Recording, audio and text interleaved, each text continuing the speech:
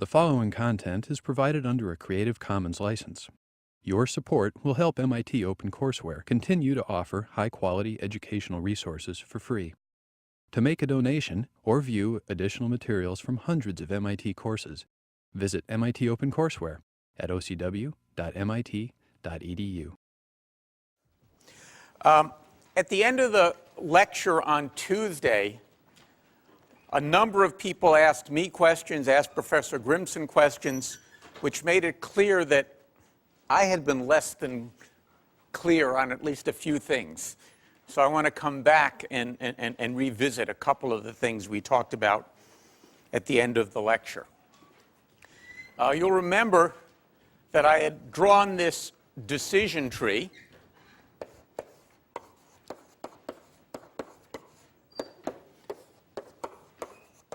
In part because it's an important concept. I want you to understand the concept of decision trees. And also to illustrate, I hoped visually, some things related to dynamic programming. So what we had in that decision tree is we had the weight vector, and I just given a very simple one, 5, 3, 2. And we had a very simple value vector, 9, 7, 8. And then the way we drew the tree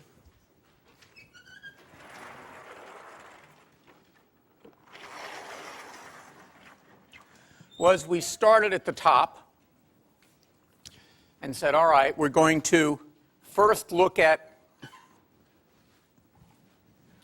item number 2, which was the third item in our list of items, of course, and say that we had 5 pounds left of weight that our knapsack could hold and currently had a value of 0. And then we made a decision to not put that last item in the backpack and said if we made that decision, the next item we had to consider was item 1. We still had 5 pounds available, and we still had a weight of 0 available. Now, I said the next item to consider is item 1. But really what I meant is 1 and all of the items preceding it in the list. This is my shorthand for saying the list up to and including item sub 1, kind of a normal way to think about it. And then we finished building the tree, left first, depth first, looking at all the no branches, 0, 5, 0. And then we were done. That was one branch. We then backed up and said, let's look at a yes. We'll include item number 1. Well, what happens here? If we've included that, it uses up all the available weight and gave us a value of 9. Pardon? I want to be off the 0, 5, 0 branch. Yep. Off by 1. Yeah, I wanted to come off this branch because I backtracked just 1. Thank you.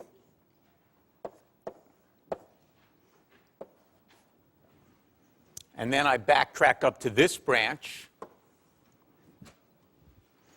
And from here, we got 0, 2, 7. And I'm not going to draw the rest of the tree for you here because I drew it last time. And you don't need to see the whole tree. The point I wanted to make is that for every node except the leaves are the bottom of a tree in this case. Computer scientists are weird, right? They draw trees where the root is at the top and the leaves are at the bottom. And I don't know why, but since time immemorial, that is the way computer scientists have drawn trees. That's why we're not biologists, I guess. We don't understand these things. But what I want you to notice is that for each node except the leaves, the solution for that node can be computed from the solutions from its children. So in order to look at the solution of this node,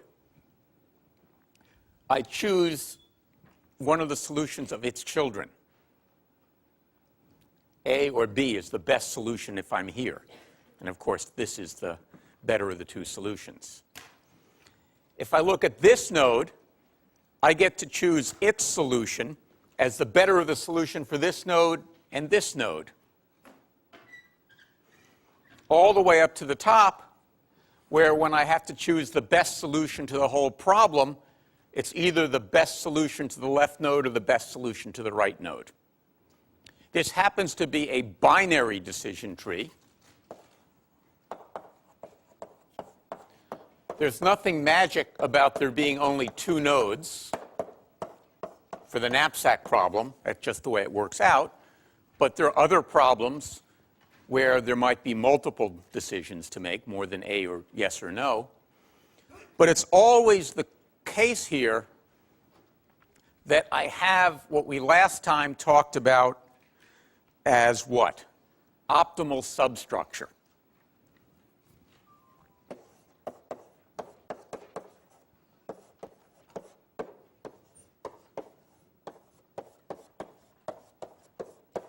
As I defined it last time, it means that I can solve a problem by finding the optimal solution to smaller subproblems. Classic divide and conquer that we've seen over and over again in the term. Take a hard problem, say, well, I can solve it by solving two smaller problems and combine their solution. In this case, the combining is choosing the best. It's A or B.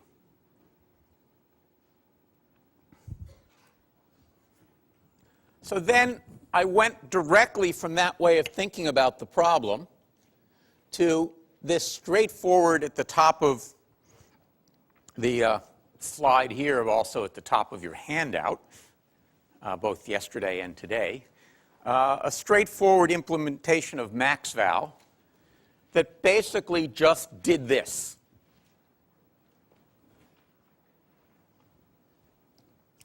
And as you might have guessed, when you're doing this sort of thing, recursion is a very natural way to implement it. We then ran this, demonstrated that it got the right answer on problems that were small enough that we knew what the right answer was, ran it on a big problem, got what we hoped was the right answer, but we had no good way to check it in our heads, but noticed it took a long time to run. And then we asked ourselves, why did it take so long to run? And when we turned on the print statement, what we saw is because it was doing the same thing over and over again. Because we had a lot of the subproblems were the same. It was as if when we went through this search tree, we never remembered what we got at the bottom, and we just recomputed things over and over. So that led us to look at memoization, the sort of key idea behind dynamic programming.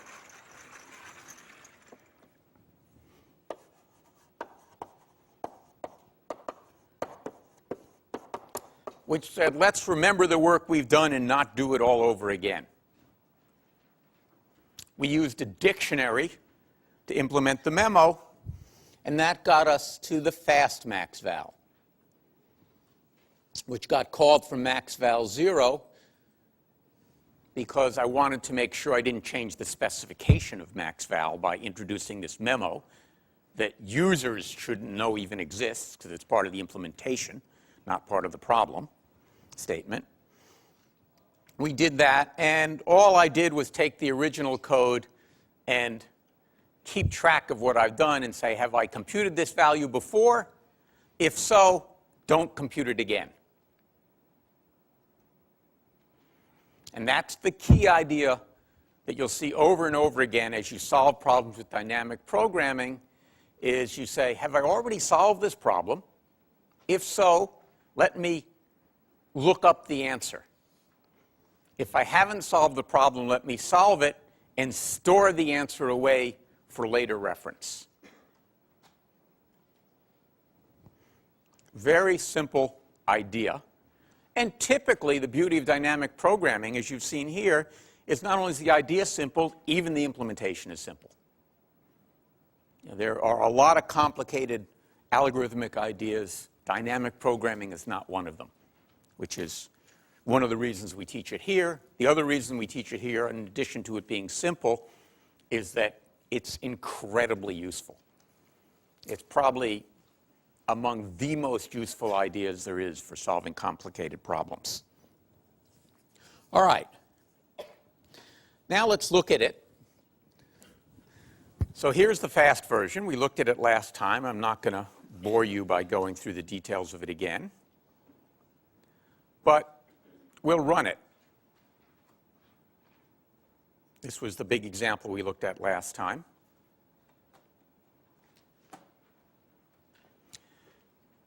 Where we had 30 items we could put in to choose from.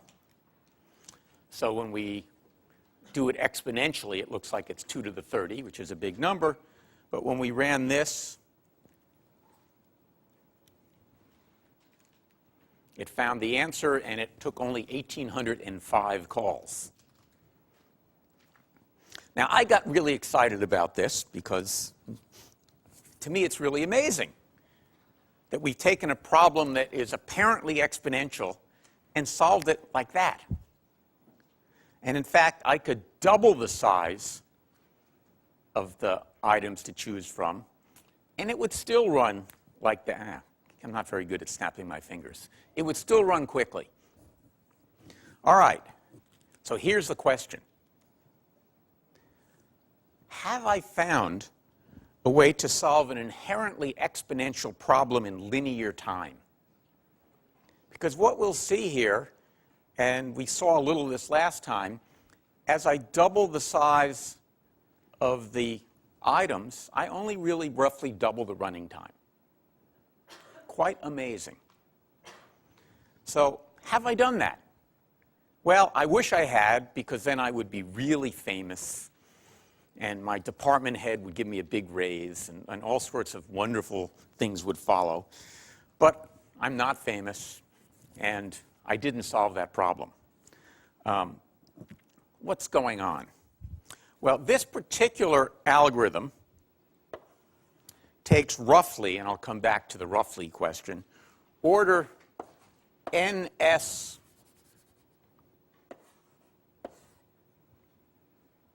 time, where n is the number of items in the list, and s, roughly speaking, is the size of the knapsack. We should also observe that it takes order ns space, because it's not free to store all these values. So at one level, what I'm doing is trading time for space. It can run faster because I'm using some space to save things. So in this case, we had 30 items, and the weight was 40. And, this gives us 1,200, which is kind of where we were. And I'm really emphasizing kind of here, because really what I'm using the available size for is as a proxy for the number of items that can fit in the knapsack. Because the actual running time of this and the actual space of this algorithm is governed, interestingly enough, not by the size of the problem alone, but by the size of the solution. And I'm going to come back to that.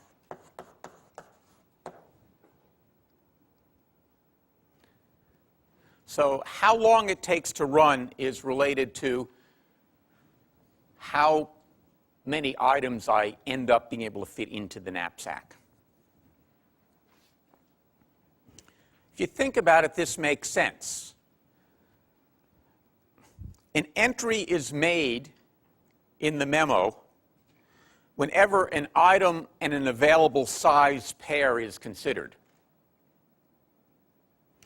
As soon as the available size goes to 0, I know I can't enter any more items into the memo, right?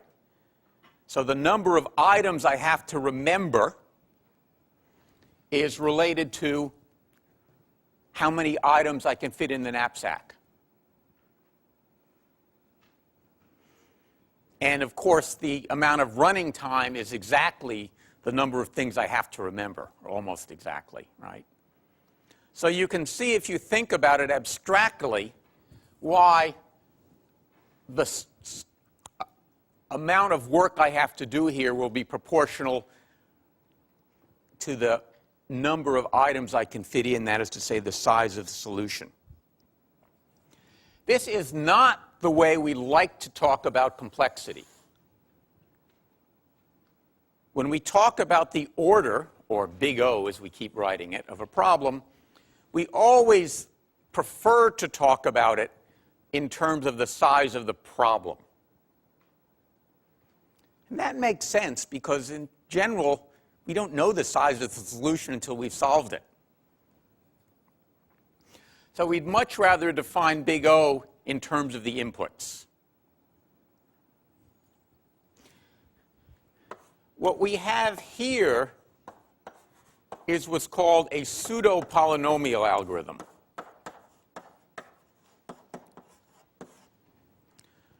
You'll remember a polynomial algorithm is an algorithm that's polynomial in the size of the inputs. Here we have an algorithm that's polynomial in the size of the solution. Hence the qualifier pseudo.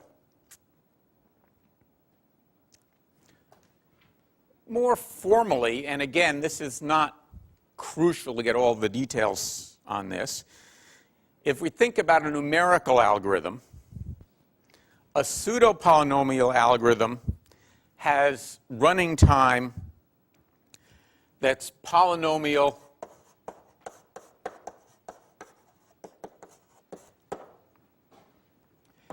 in the numeric value of the input.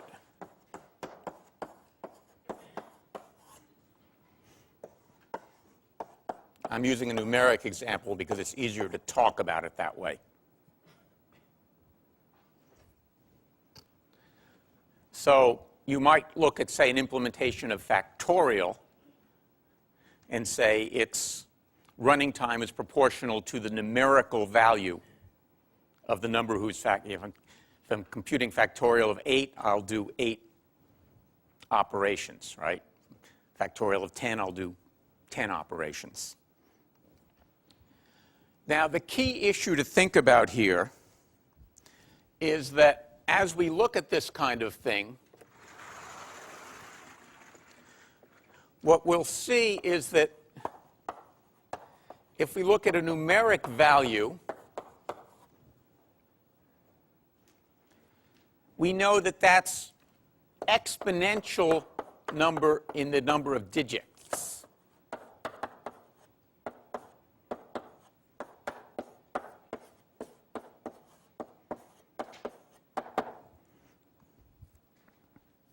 So that's a key thing to think about, right? That you can take a problem, and typically, when we're actually formally looking at computational complexity, big O, what we'll define it in terms of is the size of the coding of the input.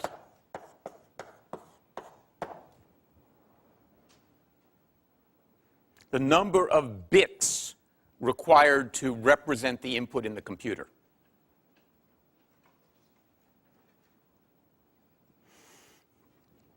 And so when we say something is exponential, we're talking about in terms of the number of bits required to represent it.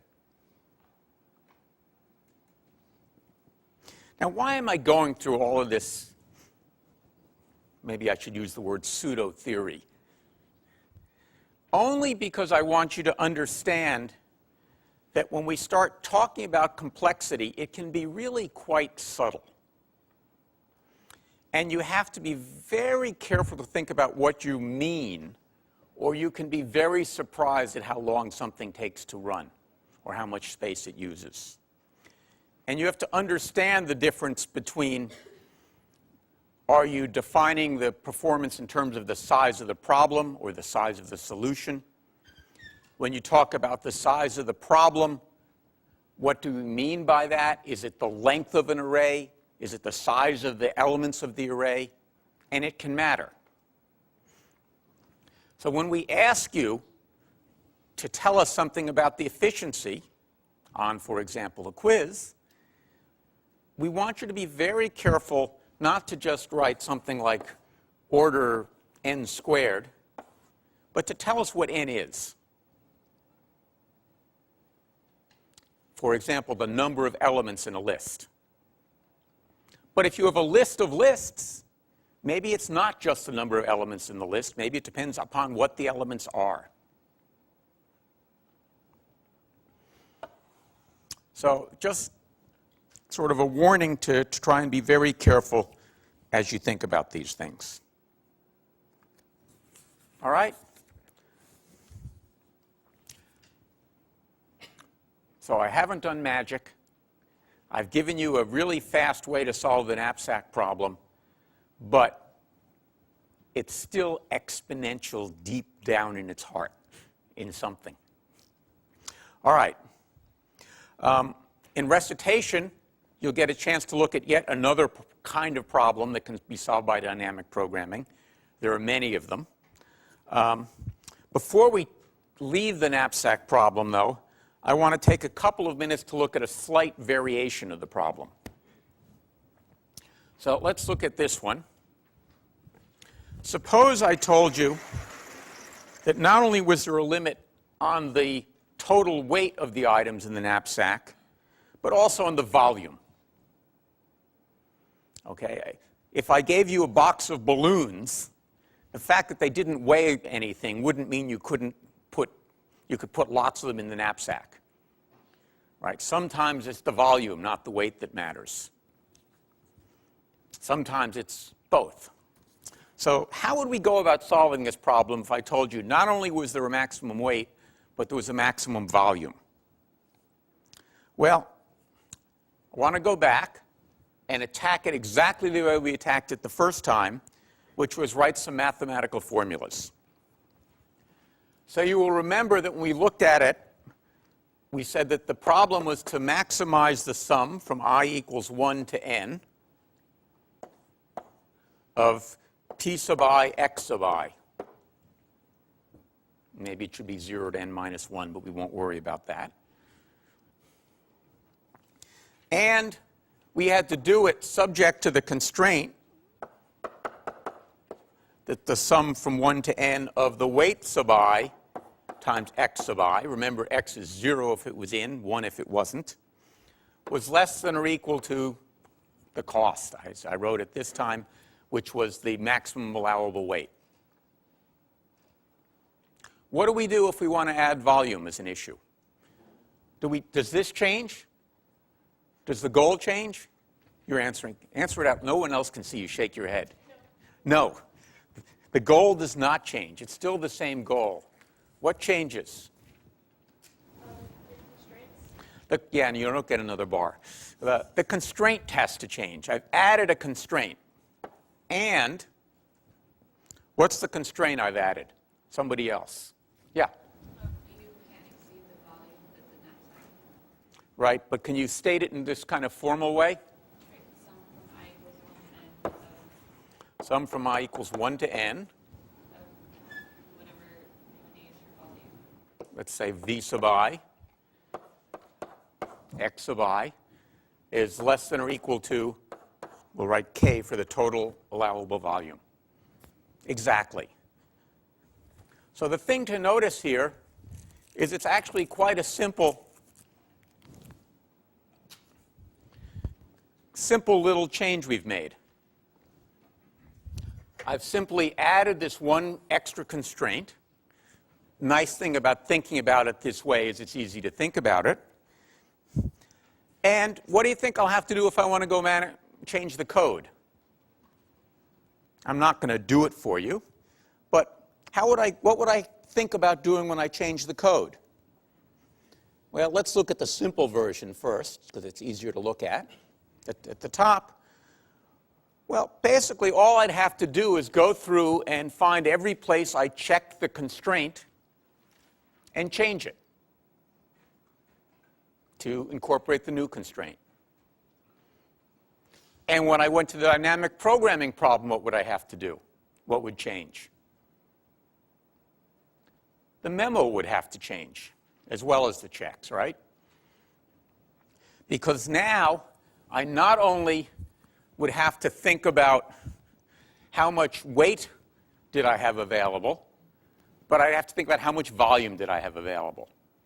So whereas before I had a mapping from the item and the weight available, now I would have to have it from a tuple of the weight and the volume. Very small changes. That's one of the things I want you to sort of understand as we look at algorithms, that they're very general. And once you've figured out how to solve one problem, you can often solve another problem by a very straightforward reduction of this kind of thing. All right, any questions about that? Yeah? I had a question about what you were talking about just before. The pseudo-polynomial. Yes. Okay. So how do you come to a conclusion as to which you should use then? If you can determine the size based on solution or based on input, like how do you decide? Great question. So the question is, how do you choose an algorithm? Why would I choose to use a pseudo-polynomial algorithm when I don't know how big the solution is likely to be? I think that's one way to think about it. Well, so if we think about the knapsack problem, we can look at it and we can ask ourselves, well, first of all, we know that the brute force exponential solution is going to be a loser if the number of items is large. Fundamentally, in this case, what I could look at is the ratio of the number of items to the size of the knapsack. Say, well, I've got lots of items to choose from. I probably won't put them all in. But even if I did, it would still only be 30 of them, right? It's hard. Typically, what we'll discover is these pseudo-polynomial algorithms are usually better.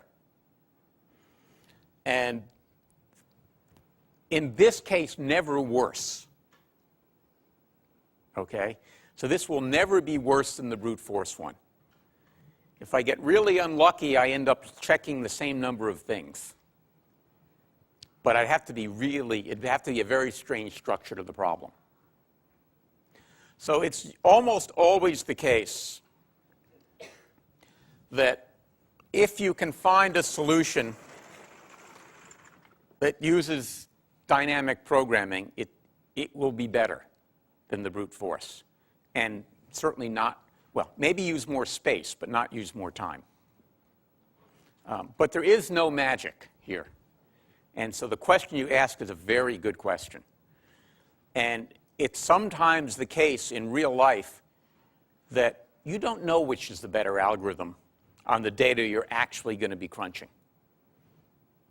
And you pays your money and you takes your chances, right? And if the data is not what you think it's going to be, you may be wrong in your choice. So you typically do have to spend some time thinking about it. What's the data going to actually look like? Very good question. Anything else? All right, a couple of closing points before we leave this. Things I would like you to remember. in dynamic programming,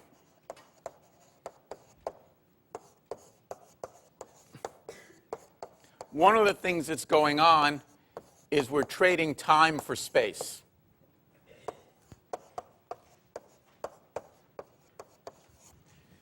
Dynamic programming is not the only time we do that. We solve a lot of problems that way, in fact, by trading time for space. Table lookup, for example, right? That if you're going to have trig tables, you may want to compute them all at once and then just look it up. So that's one thing. Two,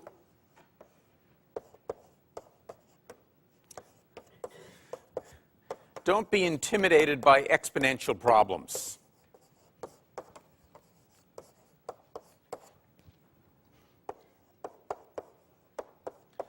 There's a tendency for people to say, oh, this problem is exponential, I can't solve it. Well, I solve 2 or 3 exponential problems before breakfast every day. You know, things like how to find my way to the bathroom is inherently exponential. But I managed to solve it anyway. Don't be intimidated.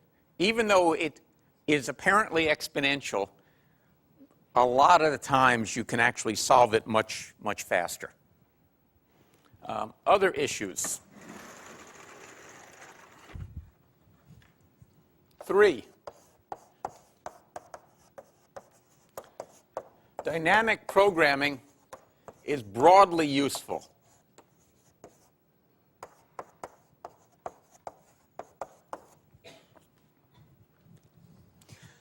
Whenever you're looking at a problem that seems to have a natural recursive solution, think about whether you can attack it with dynamic programming. If you've got this optimal substructure and overlapping subproblems, you can use dynamic programming. So it's good for knapsacks, it's good for shortest paths, it's good for change making. It's good for a whole variety of problems. And so keep it in your toolbox, and when you have a hard problem to solve, one of the first questions you should ask yourself is, can I use dynamic programming? It's great for string matching problems of a whole variety. Hugely useful. And finally, I want you to keep in mind the whole concept of problem reduction.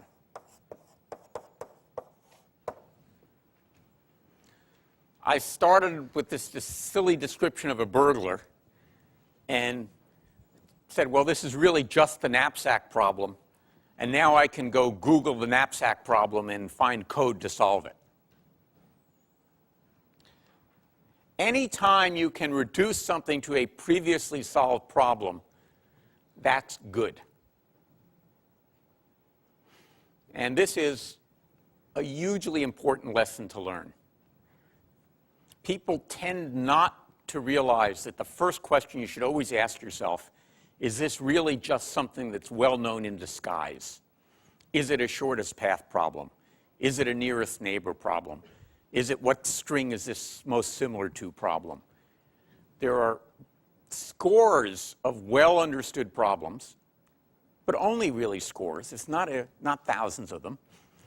And over time, you'll build up a vocabulary of these problems, and when you see something in your domain, be it physics or biology or anything else, linguistics, the question you should ask is, can I transform this into an existing problem? Okay, double line. If there are no questions, I'm going to make a dramatic change in topic.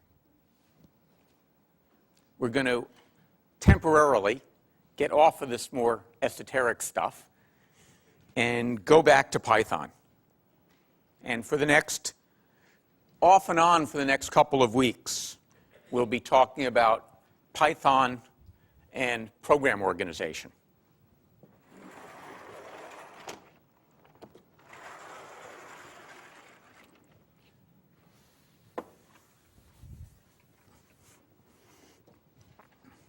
And what I want to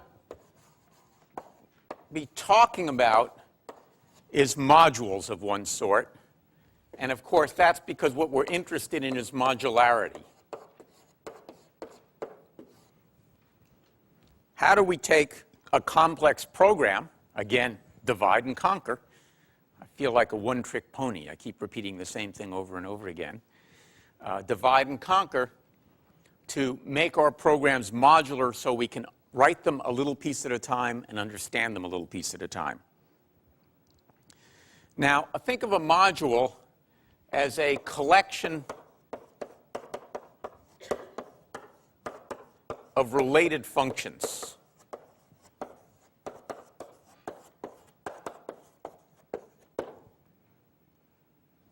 We've already seen these, and we're going to refer to the functions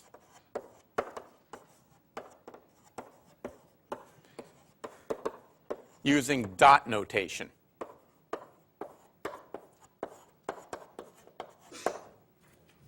We've been doing this all term, right? Probably somewhere around lecture 2, we said import math.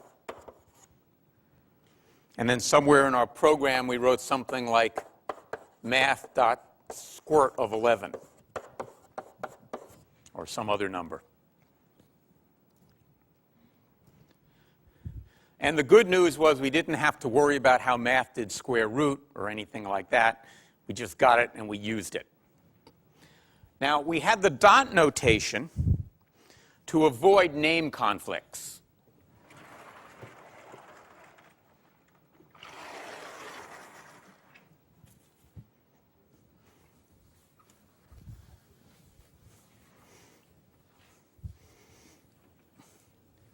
Imagine, for example, that in my program I wrote something like import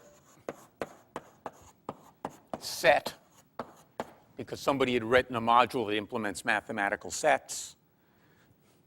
And somewhere else I'd written something like import table, or because someone had something that implemented lookup tables of some sort, something like dictionaries, for example. And then I wanted to ask something like membership. Is something in the set or is something in the table? Well, what I would have written is something like table.member.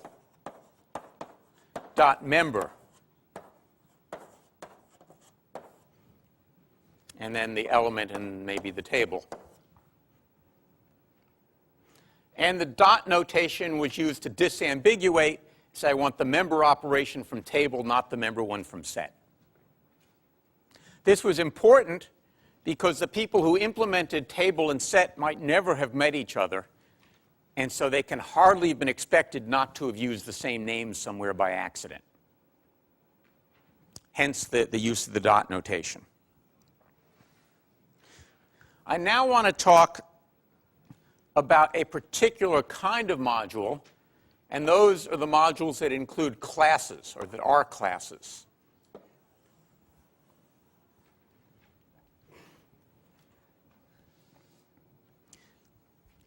This is a very important concept, as we'll see. It's why MIT calls things like 600 subjects, so that they don't get confused with classes in Python. It's something we really need to remember here. Now, they can be used in different ways, and they have been historically used in different ways. In this subject, we're going to emphasize using classes in the context of what's called object-oriented programming. And if you go look up at Python books on the web or Java books on the web, about 80% of them will include the word object-oriented in their title. Python, object-oriented Python programming for computer games or who knows what else. And we're going to use this object-oriented programming typically to create something called data abstractions. And over the next couple of days, you'll see what we mean by this in detail. A synonym for this is an abstract data type. You'll see both terms used on the web, in the literature, et cetera, and think of them as synonyms. Now, these ideas of classes, object-oriented programming, data abstraction are about 40 years old. They're not new ideas, but they've only been really widely accepted in practice for 10 to 15 years. It was in the mid-70s, people began to write articles advocating this style of programming and actually building programming languages, notably Smalltalk and Clue at MIT, in fact, that provided linguistic support for the ideas of data abstraction and object-oriented programming. But it really wasn't until, I would say, the arrival of Java that object-oriented programming caught the popular attention. And then Java, C++, Python, of course. And today, nobody advocates a programming language that does not support it in some sort of way. So, what is this all about?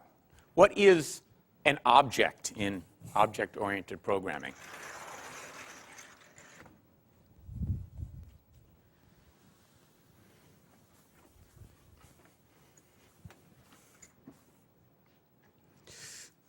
An object is a collection of data and functions. In particular, functions that operate on the data, and perhaps on other data as well. The key idea here is to bind together the data and the functions that operate on that data as a single thing. Now, typically, that's probably not the way you've been thinking about things.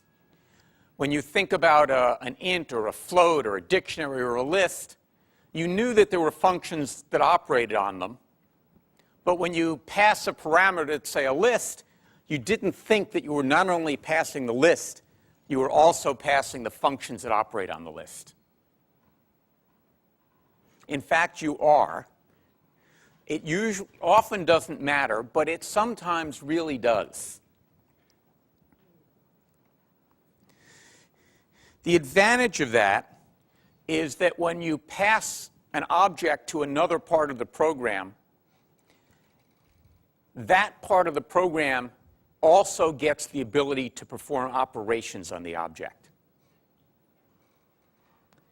Now, when the only types we're dealing with are the built-in types, the ones that came with the programming language, that doesn't really matter. Because, well, the programming language means everybody has access to those operations. But the key idea here is that we're going to be generating user-defined types. We'll invent new types. And as we do that, we can't assume that as we pass objects of that type around, that the programming language has given us the appropriate operations on that type.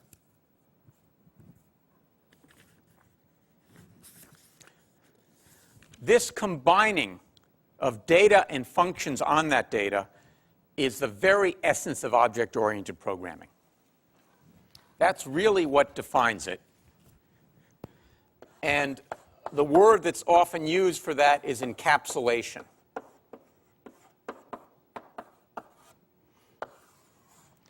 Think of it as we've got a capsule, like a pill or something. And in that capsule, we've got data and a bunch of functions, which, as we'll see, are called methods. Don't worry, it doesn't matter that they're called methods. It's a historical artifact.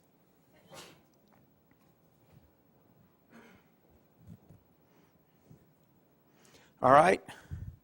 So what's an example of this? Well, we could create a circle object that would store a representation of the circle, and also provide methods to operate on it. For example, draw the circle on the screen, return the area of the circle, inscribe it in a square. Who knows what you want to do with it? As we talk about this, as people talk about this in the context of our object-oriented programming, they're typically will talk about it in terms of a message passing metaphor.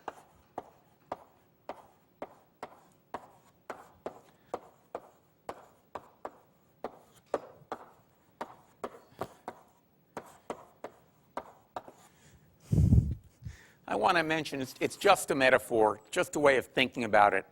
It's not anything very, very deep here. So the way people will talk about this is one object can pass a message to another object, and the receiving object responds by executing one of its methods on the object. So let's think about lists. So if L is a list, I can call something like s.sort, L.sort. You've seen this. This says, pass the object L the message sort. And that message says, find the method sort and apply it to the object L, in this case, mutating the object so that the elements are now in sorted order. If C is a circle, I might write something like C.area. And this would say, pass to the object denoted by the variable C, the message area, which says execute a method called area, and in this case, the method might return a float rather than have a side effect. Now, again, don't get carried away. I almost didn't talk about this whole message passing paradigm, but it's so pervasive in the world, I felt you needed to hear about it. But it's nothing very deep, and if you want to not think about messages and just think, oh, C has a method area, a circle has a method area, and C as a circle will apply it and do what it says, you won't get in any trouble at all. Now, the next concept to think about here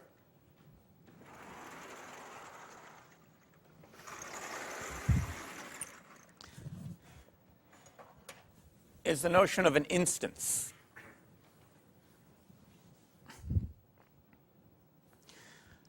So we've already thought about, we create instances of types. So when we looked at lists and we looked at the notion of aliasing, we used the word instance and said this is one object, this is another object. Each of those objects is an instance of type list. So now that gets us to a class. A class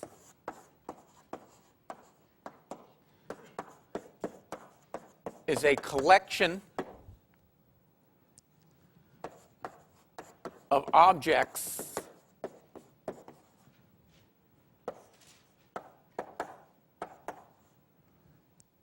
with characteristics in common.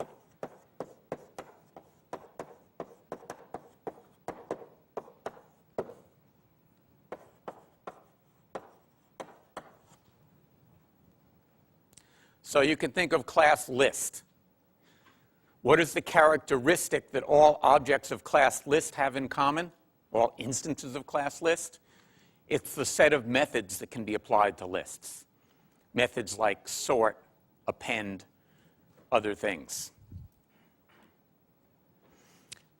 So you should think of all of the built-in types we've talked about as actually just built-in classes, like dictionaries, lists, etc.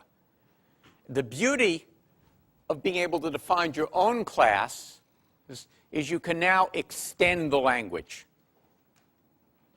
So if, for example, you're in the business, God forbid, of writing financial software today, you might decide, I'd really like to have a class called tanking stock or bad mortgage or something like that, or mortgage, right? Which would have a bunch of operations like, I won't go into what they might be. But you'd like to write your program not in terms of floats and ints and lists, but in terms of mortgages and CDOs and all of the objects that you read about in the paper, the types you read about. And so you get to build your own special purpose programming language that helps you solve your problems in biology or finance or whatever. And we'll pick up here again on Tuesday.